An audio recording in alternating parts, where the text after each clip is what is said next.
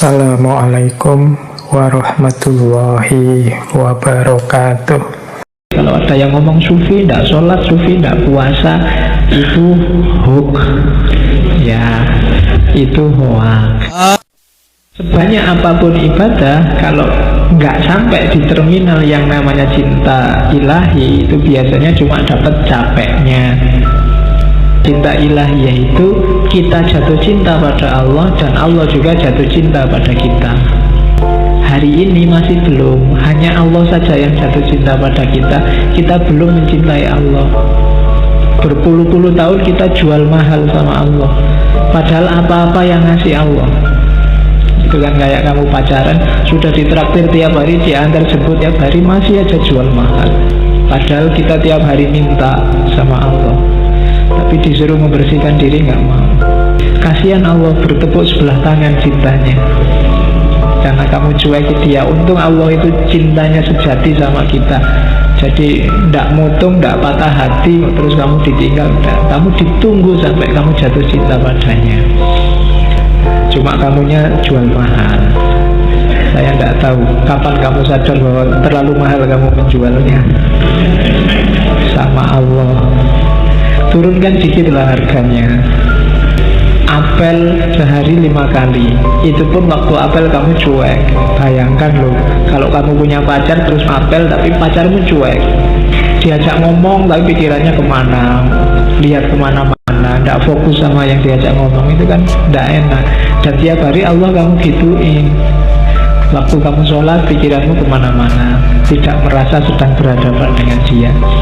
Itu kalau manusia biasa sudah nangis-nangis itu, sudah minta putuskan saja aku. Cuma Allah enggak, karena Allah sangat sayang pada kita, Rahman dan Rahim. Jadi pelan-pelan. Yang pertama apa? Diperangi dulu nafsu hewaninya. Rakus, tidur berlebihan, malas, itu musuh paling besar dalam dirimu. Kalahkan ini dulu. Kalau mengalahkan dirimu sendiri aja tidak bisa, jangan harap dapat cinta ilahiyah.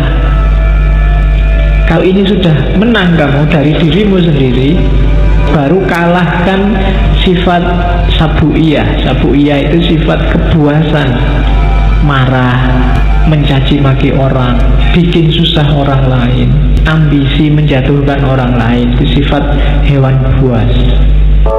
Baru kalahkan sifat jahat, angkuh, sombong, iri, dendam, tamak, buang itu semua. Baru setelah itu kita bisa bersih, kita bisa sadar.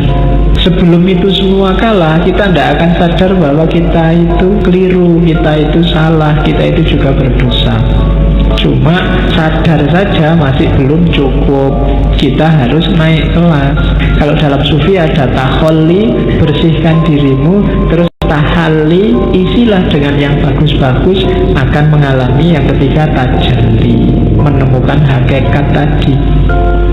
Jadi bersihkan semua karakter jelek, isi dengan yang bagus-bagus, kita akan dapat cinta ilahi. Tasawuf itu apa? Tasawuf itu kan dari 4 huruf, tak, sod, wawu, sama fa. Taknya itu taubat, perbaikan diri di level apapun, awalnya harus taubat. Taubat itu menyesali kesalahan yang lama, kemudian membangun diri dengan perbuatan-perbuatan yang baik. Orang yang selalu merasa benar biasanya berat kalau disuruh taubat. Dia merasa sudah full, wis apik, wis bener, tidak mungkin salah. Wong sudah merasa paling benar, ya tidak mungkin taubat sudah. Bersihkan diri dulu. Setelah itu sofa. Sofa itu kesucian, ketentraman, kebahagiaan. Syaratnya untuk sofa adalah bebas dari keterikatan dunia. Yang bikin kamu hari ini cemas, sumpek, galau, tidak konsentrasi, tidak bisa jatuh cinta sama Allah, hidupmu tidak jelas ke utara ke selatan, pasti urusan dunia. Begitu dunia kamu letakkan di ranking bawah, hidupmu mungkin lebih santai, lebih tentram, lebih tenang. Kalau sudah taubat dan suci, sudah gak terikat lagi oleh dunia, masuklah ke huruf wawu, walayah, kewalian. Walayah itu berarti orang yang 100% hidupnya berhubungan dengan Allah, mencintai dan dicintai Allah. Di antara cirinya, kayak istilah dalam Al-Quran itu, la khaufun alaihim walahum yahzanun. Tidak ada rasa takut, tidak ada rasa sedih. Siapapun yang ngaku wali kok masih sering takut, takut miskin, takut kalah, takut jatuh, takut macam-macam, berarti dia bukan wali. Wali itu tidak takut apapun, wong cuma dunia aja kok. Kalah tidak masalah, menang juga tidak kaget. Sukses alhamdulillah, tidak sukses biasa. Apalagi sedih, tidak ada yang bikin dia sedih. Segalanya sudah skenario dari Allah. Itu berarti orang semacam ini sudah memasuki walayah. Kalau sudah tobat, sofa, walayah, terakhir dia masuk ke fana. Fana itu, kalau tadi kan dunia nggak dianggap penting, ketika masuk fana bahkan dirinya sendiri juga nggak penting. Yang penting hanya Allah. Kalau ngomong itu representasi dari keinginan Allah. Kalau melakukan sesuatu itu bukan keinginannya, bukan keinginanku, tapi keinginan Allah. Meninggalkan sesuatu bukan mauku, tapi maunya Allah. Itu berarti orang sudah fana, egonya sudah dibakar habis. Hanya Allah yang jadi fokusnya. Jadi siapapun yang cita-citanya jadi sufi, paling tidak ikuti huruf-huruf tasawuf, ta, sod, wawu, dan fa. Ibadah harus membawa ke sini. Ibadah itu diawali dari tobat, dalam pelaksanaannya harus tenang, tentram, sofa, suci, tanpa motif apapun, lillahi ta'ala, nggak ada dunia yang ikut. Kemudian yang ketiga, wilayah, pasrah 100% pada Allah, baru mencapai fana.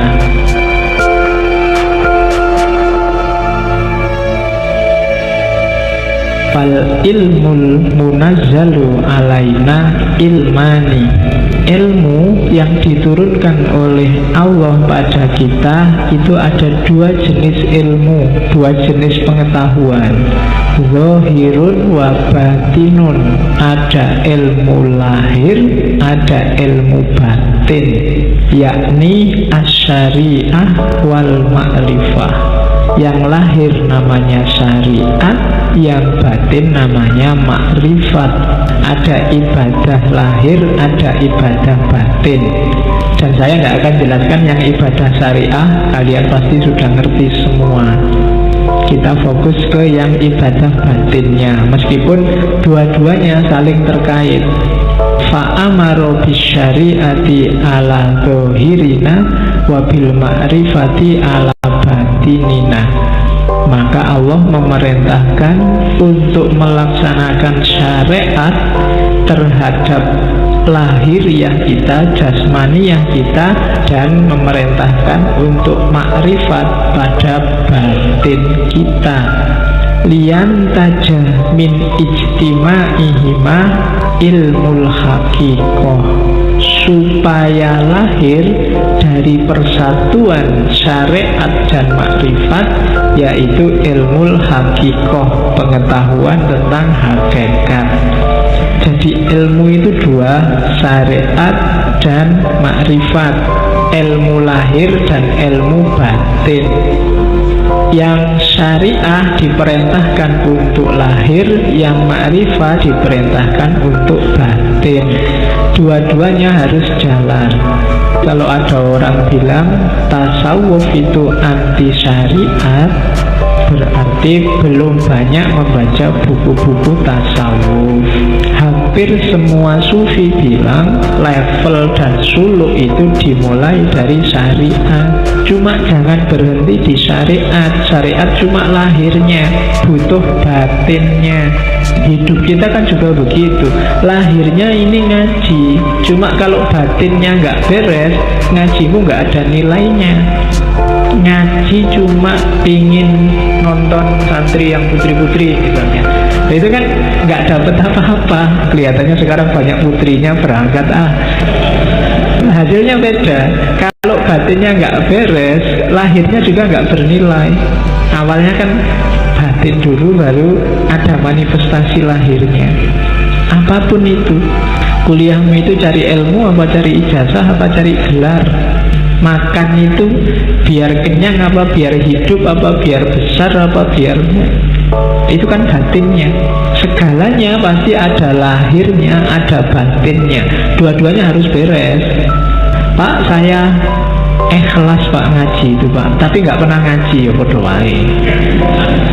Dua-duanya harus beres. Kalau dua-duanya beres akan ketemu namanya ilmu hakikoh, kebenaran yang sejati, hakiki.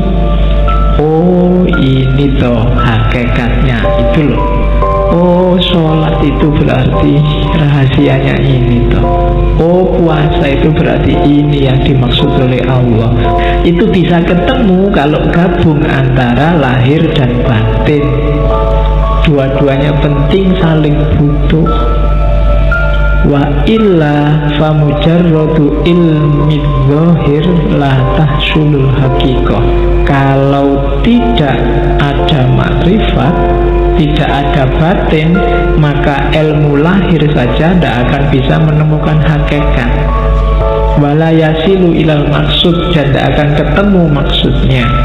Wal ibadatu, dan ibadah itu al-kamilatu yang sempurna bihima, berdasarkan keduanya, la biwahidihima, tidak karena salah satunya.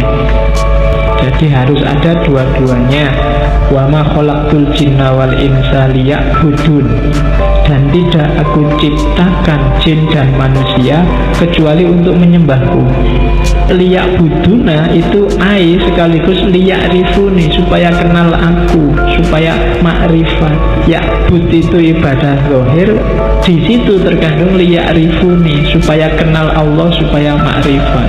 Kenapa?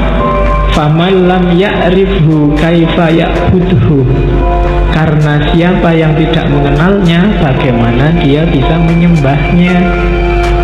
Ibadah itu kan melayani Allah, mengabdi pada Allah. Nah, kalau kita tidak kenal Allah, tidak ada aspek makrifatnya, tidak ada aspek batinnya, gimana kita bisa melayani Allah, memenuhi permintaannya Allah? Jadi dua-duanya harus saling mendukung, saling membantu untuk mewujudkan hakikoh, pemahaman akan kebenaran yang sejati. Lapisan paling luar syariat, lapisan di dalamnya thariqah. Di dalam thariqah ada ma'rifat, di dalam ma'rifat ada hakikat. Syariat itu perintah lahiriahnya. Perintah lahiriah ini pasti ada maksud dan tujuannya. Kesanalah kita menuju maksud dan tujuannya. Ilmu ini yang bisa membawa ke Allah pakai jalan apa? Itu namanya thariqah. Cara menemukan tujuan dari syariat. Kalau kita menuju ke sana, kita akan menemukan pemahaman. Oh, rahasianya ini toh. Kalau sudah gabung semua syariat, thariqat, makrifat, kita akan sampai pada makom namanya hakikat, menemukan kebenaran yang hakiki dan sejati. Beberapa sufi menganggap makrifat sama hakikat ini satu level. Orang yang sudah ngerti hakikat pasti dia makrifat, orang yang makrifat pasti kenal hakikat. Asy-syari'atu sajarutun, syariah itu pohon. Watoriqotu ahsonuha, dan torekot itu dahannya. Wal ma'rifatu aurokuha, makrifat itu daun-daunnya. Wal haqiqatu asmaruha, hakikat itu buahnya. Wal Qur'anu jami'un bijami'iha, dan semua itu tentang syariat, thariqat, makrifat, hakikat itu dikompilasi oleh Allah dalam Al-Qur'an. Kita bisa menemukannya gimana? Bidalalah wal isyarah. Kalau bidalalah namanya tafsir, kalau wal isyarah namanya takwil. Ada yang bisa langsung dipahami dijadikan dalil, namanya tafsir. Ada yang sifatnya isyarat, harus pakai takwil dulu baru ketemu rahasianya. Masuk ibadahnya sekarang. Yang pertama syahadat. Syahadat itu ya kesaksian, diucapkan lewat mulut, diyakini lewat hati, dan diwujudkan nanti dalam perbuatan. Tidak boleh hanya mulut saja, saya sudah syahadat loh Pak. Tidak, bukan itu. Syahadat yang hakiki itu apa? Kalau di Sirul Asrul ada 12 kualitas diri yang harus dimasukkan dalam hidup kita paling tidak. Ada la ilaha illallah, ada Allah, ada hu. La ilaha illallah itu level awal, buang semua, sisakan Allah saja. Kalau kita sudah sukses dengan membuang segala yang bukan Allah, baru masukkan Allah. Makanya wiridnya Allah, Allah, Allah. Seolah-olah ada makhluk di dunia ini, terus ada Allah di sana yang namanya tiap hari kita sebut. Tapi begitu kita sadar bahwa ya semua yang ada di alam semesta ini manifestasi tajalli dari keberadaan Allah, akhirnya tinggal hu. Hu itu dia, bahasa Arab dari huwa, di mana-mana ada dia, maka wiridnya tinggal hu. Itu juga masih berjarak, nanti pada puncaknya sudah tidak ada kalimat lagi. Terus al-haqqu, Allah itu maha kebenaran, dan kita harus menghidupkan kebenaran dalam hidup kita. Orang yang hidupnya memilih jalur bukan jalur kebenaran, berarti dia keluar dari syahadat. Hayyun, maha hidup. Hiduplah sebagai manusia dengan segala tanggung jawab tugasmu sebagai abdun dan khalifah. Qayyum, maha tegak, maha berdiri. Apapun yang terjadi Allah yang mewujudkan. Qahar, maha menaklukkan. Apapun yang kita alami dan kita lakukan dalam hidup kita, itu Allah lah yang menentukan.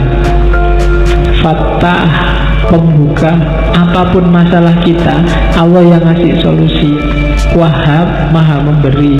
Yakinlah bahwa apapun yang kita peroleh di dunia diberikan oleh Allah. Ini prinsip-prinsip yang kita jalani setiap hari. Dasarilah dengan ini. Kalau kita yakin ada orang lain yang bantu kita mewujudkan keinginan kita, bukan Allah, berarti menyalahi syahadat. Dan 3 yang terakhir itu wahid, ahad, somad. Kalau wahid dalam hidup kita, Allah harus nomor 1.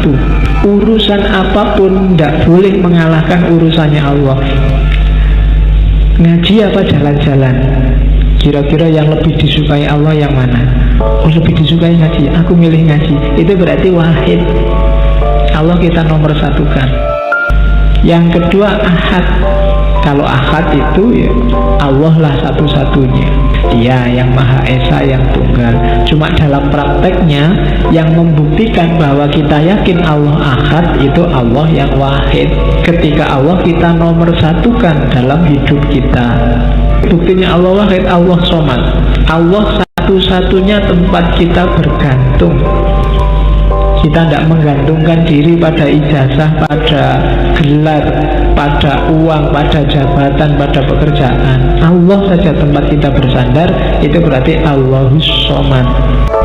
Itu baru kita syahadat beneran.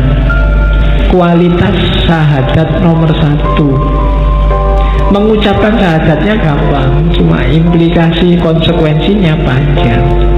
Jadi diucapkan lewat mulut, tapi juga diinternalisasi dalam hati, diwujudkan nanti dalam perbuatan. Bersuci, kalau ini simpel teorinya. Yang kita sucikan dua, lahir dan batin.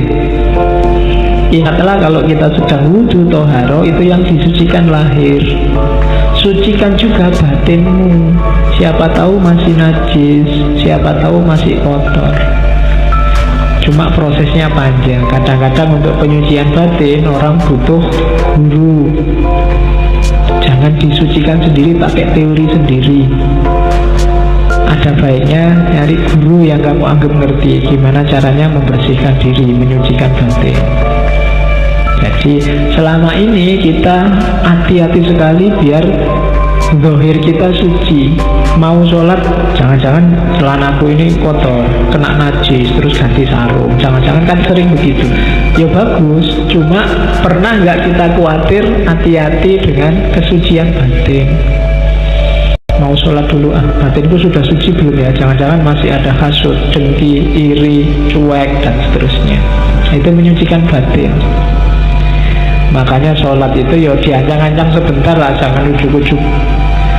Apalagi jamaah, imamnya sudah mau rukuk, datangnya telat, sujuk langsung terus. Ya ambil nafas sebentar, konsentrasi, bersihkan. Kalau lahir kan sudah, bersihkan batinnya. Sadari bahwa ini sedang berhadapan dengan Allah loh. Ya tidak usah tegang. Sholat itu rumusnya dua, khudu sama khusyuk. Khudu itu aktivitas fisiknya, khusyuk itu aktivitas batinnya. Jadi khudu itu tunjukkanlah bahwa ini sedang sholat, sedang berhadapan dengan Allah. Jangan bikin gerakan aneh-aneh, jangan mengucapkan yang aneh-aneh. Itu yang oleh para ahli fikih dirumuskan macam-macam. Ada yang tidak boleh gerak 3 kali, tidak boleh macam-macam, itu sudah. Intinya apa? Fisiknya harus khudu, tunduk, menunjukkan sedang berhadapan dengan Allah. Ya mungkin logikanya kalau sudah gerak 3 kali berarti sudah nggak konsen sudah. Cuma ya nggak harus diartikan letterless, nanti bingung. Kadang-kadang digigit nyamuk terus kamu pun 1, 2, 3. Ini sudah 3. Bingung kamu ini. Ini saya balik ke sini 4, gagal sholatnya. Tapi kalau tidak balik gimana? Masa gini terus? Oh, itu namanya kaku. Ya khudu lah sebenarnya. Ya gerak langsung gini kan tidak apa-apa. Geraknya nggak gini-gini dulu, apa gini-gini dulu. Ternyata tidak apa-apa, harus 3 gini-gini dulu. Ya udah, itu namanya tidak khudu. Jadi asal khudu sama khusyuk. Oke, itu untuk penyucian. Sholat, dalilnya Syekh Abdul Qadir Jailani, sholat itu ada 2 jenis, sholat lahir sama sholat batin atau sholat kolbu. Dalilnya apa? Al-Baqarah 238. Hafizu ala sholawati was sholatil wusto. Sholawati itu sholat 5 waktu itu. Kalau sholat wusto itu sholatnya kalbu. Kenapa disebut sholat wusto? Karena kalbu itu letaknya di tengah-tengah tubuh kita. Dan kalau kita sholat fisiknya, kalbunya harus sholat. Karena ada hadisnya Nabi itu, la sholata illa bihuduril kolbi. Ya, meskipun dalam prakteknya susah, kita kadang sholat itu pikirannya melayang kemana, kolbunya juga ikut kemana. Padahal nilainya sholat ketika kolbunya hadir. Dan sholat itu kan berhadapan sama Allah, namanya munajat. Ketemu, curhat, ngobrol sama Allah. Dan pasti tidak lewat mulut. Curhat kita sama Allah itu pakai hati. Sholat kolbu inilah yang anytime, yang harus kita bawa. Tidak hanya waktu sholat, tapi di luar sholat, sehari-hari hidup kita, bawalah iyyaka na'budu wa iyyaka nasta'in. Hanya padamu ya Allah aku tunduk, aku menyembah, dan hanya padamu aku minta tolong. Meskipun keluar dari masjid, sudah selesai sholat wajibnya, kolbunya harus tetap sholat, tetap iyyaka na'budu wa iyyaka nasta'in. Inilah nanti kualitas sholat yang bisa tanha anil fahsya wal munkar. Ini ada orang sholat wajibnya rajin, tiap hari ke masjid, 5 waktu gak pernah telat, tapi kok masih mau korupsi ya? Kata-katanya masih menyakiti hati orang lain. Nah, itu yang sholat baru fisiknya, kalbunya belum sholat. Tidak hanya di masjid, tapi setiap detik kehidupannya isinya adalah sholat. Itulah nanti yang disebut sholat batin. Zakat sekarang, zakat ini termasuk sodako, satu jalan untuk menaklukkan ego. Orang itu biasanya sama miliknya itu melekat, duitku, milikku. Nah, itu kan orang biasanya gitu egoisnya. Motorku, habis dipinjam temenmu terus enak aja minjem, bani gembos, bensin gak diganti. Itu kan ciri manusia kan gitu, melekat sama kepemilikannya. Perintah zakat, perintah sodako itu latihan membunuh egomu yang tadi melekat sama dunia itu. Latihan dipisah, itu antara lain lewat zakat. Dan jangan dikira kamu zakat, kamu sodako itu nolong orang. Berapa kekuatanmu untuk bisa nolong orang? Kalau Allah mau, orang itu bisa dibikin kaya semua. Itu urusannya bukan kamu yang nolong, itu ujian dari Allah. Melatih egomu, menunjukkan keikhlasanmu. Maka kalau berzakat, jangan niat bantu. Jangan salah, kamu membantu orang karena kasihan, itu juga termasuk ada kesombongan di situ. Emangnya Allah tidak bisa nolong dia? Pasti bisa. Maka kalau kamu zakat, niatilah lillahi ta'ala, karena Allah merintah saya zakat. Aku itu cuma hambanya Allah kok. Kalau aku punya sesuatu, itu berarti titipan dari majikanku. Siapa? Allah. Hamba itu kan tidak punya apa-apa, dia miliknya majikannya. Maka semua yang dimiliki hamba itu hakikatnya titipan dari Allah. Tidak layak kita merasa itu hak milik. Dan seorang mukmin sejati tidak pernah mikir selain Allah. Maka apapun yang terjadi dengan dunianya, termasuk berkurangnya hartanya, bagi dia sama sekali nggak masalah. Tidak menggelisahkan. Meskipun bolak-balik di rumahnya ada orang minta-minta, semuanya dikasih seikhlasnya dia. Kan kita sering kan ada orang minta, orang ngemis lah, ada orang ngamen lah, yang sering bikin kita sebel itu kan. Dari pesantren mana datang, kita wawancarai sampai setengah jam, ngasihnya cuma 5.000. Ini pesantren mana, buktinya mana, suratnya dari Pak RT mana suratnya. Nanti akhirnya, wah saya tidak percaya nih mas, ini untuk ongkos saja 2.000. Sering kan kita gitu, pelitnya kita. Ya seandainya ditipu yang punya urusan kita, kasih aja kalau ada loh ya, kecuali kalau sama-sama tidak punyanya. Mohon maaf ya mas, bukannya nggak mau ngasih, saya juga tidak punya. Tidak apa-apa. Nah itu mental dermawan. Diingat-ingat kalau zakat jangan mikir balesan, kalau sedekah jangan mikir balesan. Yang jelas mikir balesan itu menunjukkan tidak ikhlas. Saya sedekah sekian, tenang aja, nanti kembalinya. Itu berarti mikir balesan. Apalagi kembalian yang lebih banyak daripada yang dibayarkan, itu namanya dagang. Kalau puasa sama, puasa lahir, puasa batin. Kemampuan untuk melaparkan diri, kemampuan mengendalikan hawa nafsu. Dengan puasa kita terlatih terkendali. Makanya ada batas, kita tidak boleh makan lagi, namanya imsak. Yaitu imsak lahir. Imsak batinnya apa? Kita mampu mengendalikan hawa nafsu. Dan itulah namanya puasa hakiki. Hasilnya puasa hakiki itu jiwa yang bersih. Ego, hawa nafsu itu hilang semua. Kadang-kadang puasa pengeluarannya lebih banyak, karena makannya harus enak. Jumlahnya tetap 3. Waktu maghrib sekali, mau tidur sekali, sahur sekali. Itu podo wae. Jumlahnya tetap 3 dan nggak mau nggak enak, harus enak. Jadi pengeluarannya lebih besar. Akhirnya kan nggak jadi puasa, cuma pindah waktu makan.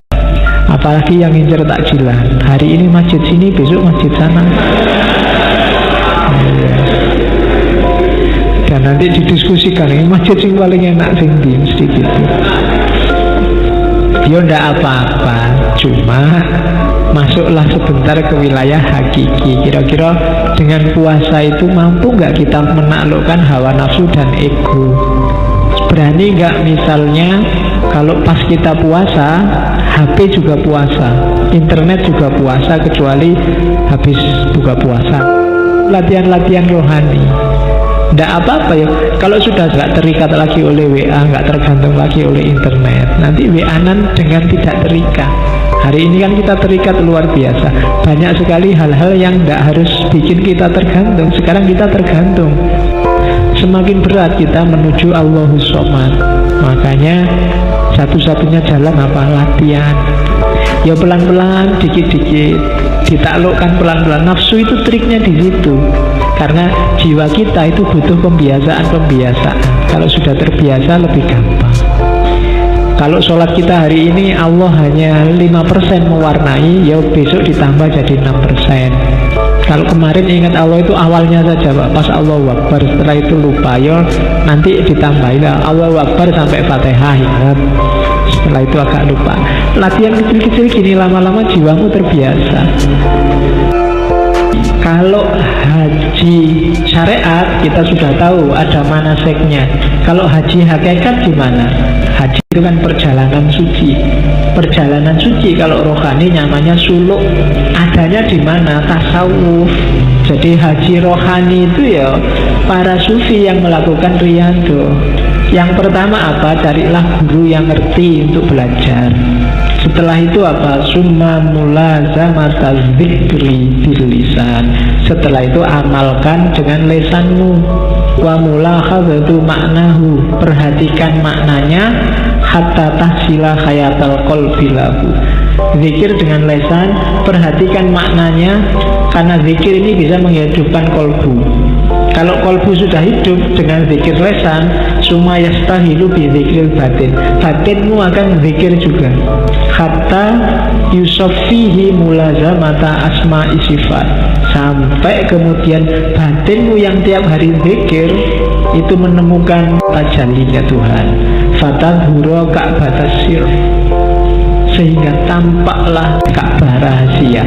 Ka'bah rahasia itu apa? Batinmu, hatimu di anwari sifat, dengan cahaya sifat-sifat Allah. Dan itu ada ayatnya.